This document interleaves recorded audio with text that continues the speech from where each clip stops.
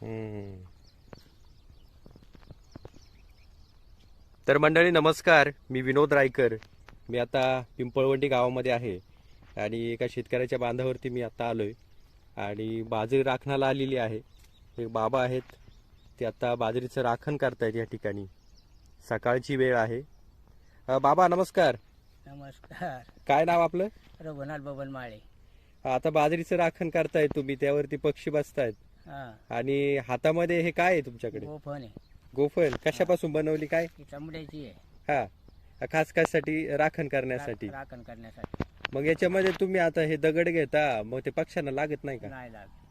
मग काय हा, बारीक आपली ढेकळं माती घ्यायची. माती घ्यायची. हा, त्याच्यामुळे ते लागत नाही. हा, जर दगड हा घेतला हा, तर कणीस मोडायचं, कणीस फेल होऊन जात. त्याच्यामुळे दगड घ्यायचा नाही. आणि पक्ष्यांना पण लागत नाही, लागत पक्षी नाही. उडून जातात हा. म्हणायचं. फडफड वाजत ना माती भीतीने, हा. मग आजूबाजूचे पक्षी उडून जातात. हा हा हा हा. तर बाजरी राखणाला आली आहे आणि बाजरी राखण करत असताना आपण या ठिकाणी पाहतोय की बाजरीचं राखण या गोफणीच्या माध्यमातून हे बाबा करतायत. किती लांब जातो बरं एकदा हे भिरकावल्या गोफण?